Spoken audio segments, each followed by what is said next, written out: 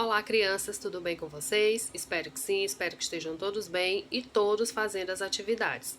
Antes da gente iniciar a nossa videoaula, o nosso conteúdo, eu gostaria só de lembrá-los que eu continuo à disposição de todos vocês no grupo do WhatsApp, no privado, se assim vocês preferirem falar comigo, e todas as sextas-feiras, de 7h30 às 11 na escola, para esclarecimentos de uma forma geral e principalmente para receber os livros de inglês de vocês. Tá bom? Desde maio que a gente retornou, é importante que vocês estejam com as atividades em dia e mais ainda que vocês deixem o livro lá na escola para que eu possa corrigi-las e dar um feedback a vocês, tá? É importante essa ponte, é importante esse elo do meu trabalho enquanto ensino e do feedback que vocês estão tendo enquanto aprendizagem, tá bom? É importantíssimo que vocês não deixem de fazê-las e que vocês deixem o livro lá na escola para que eu possa fazer a devida correção, perfeito?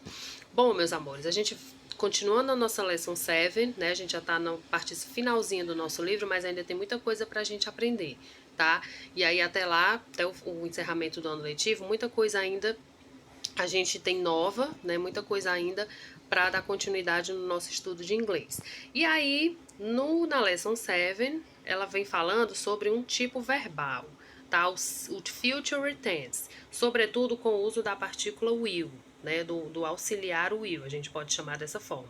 Então, future tense, obviamente, se trata de uma ação do quê? Do futuro. Então, nós vamos tratar de um tempo verbal do futuro. Ações que irão acontecer amanhã, ou depois de amanhã, ou semana que vem, ou mês que vem, ou ano que vem. São ações futuras. E aí a gente vai aprender como que a gente forma a forma afirmativa e a forma negativa para frases no futuro. Perfeito? O que é que nós temos aqui? Deixa eu dar só uma ampliação aqui nesse quadro, certo?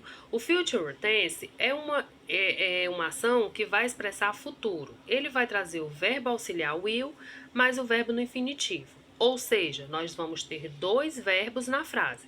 O primeiro verbo, que é o will, ele é um verbo fixo, ele é auxiliar, ele vai estar em todas as frases que você queira expressar futuro. Ao lado do will vem o verbo principal, que pode ser jogar, pode ser comer, dormir, pular, brincar, trabalhar, ler, escrever, assistir, lavar. Todos esses verbos podem vir na sua frase. Todos eles acompanhados do will, tá bom? Como vem sendo colocado aqui, certo? E aí a gente forma a frase afirmativa. Por exemplo, I will go to Sobral tomorrow. Eu irei a Sobral amanhã. I will go to the shopping next Friday. Eu irei ao shopping na próxima sexta-feira. Certo? Então a gente vai aprender agora a construir essas frases na forma afirmativa e depois na forma negativa, certo? Vamos aqui, antes de mais nada, eu queria só fazer uma ressalva, porque eu acho que vocês observaram aqui da seguinte forma, né? A gente tem I will not e I won't. I will, you will not, you won't. He, she, or it will not, or he, she, it won't. We will not, we won't. You will not, you won't. They will not, they won't. Já sabem qual é a diferença de um e para o outro? Nenhuma. A diferença é que nós temos o will not, a forma normal, e o won't, a forma abreviada. Tia Sara, os dois correspondem, ó, é a mesma coisa, tá vendo, ó? Tanto faz na sua frase você utilizar o will not, como você utilizar o won't. Dica de ouro. Na hora da prova, na hora da atividade, você quer usar a forma abreviada, mas você não sabe. Para não correr o risco, use a forma normal. Tia Sara, eu não lembro como é o won't, como é que eu escrevo exatamente. Para não errar, use o will not. São a mesma coisa, então você não corre o risco de perder a questão, tá certo? O will not é a forma normal e o won't é simplesmente a forma abreviada. A forma abreviada é quando ela é diminuída, quando ela é reduzida, perfeito? Antes da gente entrar propriamente, vamos só relembrar aqui os pronomes pessoais. I, eu. Deixa eu ajeitar aqui esse meu vizinho. I, eu. You, tu ou você. He, ele para nomes masculinos. She, ela para nomes femininos. E o it é o mesmo que ele, só que para animais e para objetos. We, nós. You, vós ou vocês. they, eles ou elas. É preciso porque que eu estou trazendo essa revisão? Porque para todo e qualquer tempo verbal em inglês, você precisa ter claramente os pronomes pessoais na sua cabecinha, tá? É preciso saber exatamente o que é associado a que, para que você não corra o risco de cometer um erro, tá certo? Vamos aos exemplos que fica mais fácil de vocês entenderem. Ó, os exemplos que eu trouxe para vocês aqui. I will go a party next weekend. Eu irei à festa no próximo final de semana. Essa minha primeira frase ela é afirmativa. Qual é a diferença, tia Sara, da frase afirmativa para a frase negativa? Porque na afirmativa eu vou ter o not, que significa não, tá certo? Então, primeiramente, a frase na afirmativa. Aí depois eu tenho a mesma frase, só que na negativa. Percebam como ela é montada, ó. I will not a party next weekend. Eu não irei à festa no próximo final de semana. Olha o will not bem aqui bonitinho, certo? E aí o terceiro exemplo eu coloquei a forma abreviada, ó. Formazinha abreviada. I won't a party next weekend. É o mesmo significado. Eu não vou à festa semana que vem, tá? Deixa eu dar um zoom aqui pra ficar melhor. Pronto. Assim fica mais fácil de vocês enxergarem, ok? O segundo exemplo, ó, he ou Pedro. Por que eu botei he? Por que eu botei Pedro? Porque você pode utilizar um ou você pode utilizar o outro. Você pode usar o nome, Pedro, ou você pode usar o pronome he. A frase de vocês, numa atividade, por exemplo, pode vir de uma forma ou de outra, tá certo? Então, he ou Pedro will visit me tomorrow. Então, Pedro, ele irá me visitar amanhã. Frase afirmativa.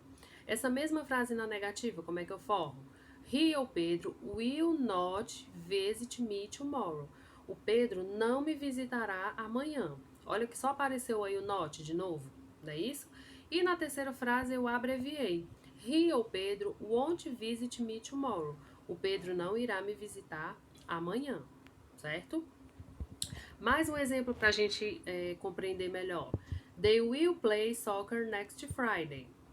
Eles não irão jogar futebol na próxima sexta-feira. Will, somente o will. Ó. Frase afirmativa. Aliás, perdão, frase afirmativa sim. Eles irão jogar. Eu troquei aqui as bolas, calma. They will play soccer next Friday. Eles irão jogar futebol próxima sexta-feira. Eles irão. Afirmativa. A segunda frase é que ela é negativa. Ó. Percebam que tem o not. They will not play soccer next Friday. Eles não irão jogar futebol na próxima sexta-feira. Ok? E a terceira frase é a negativa abreviada.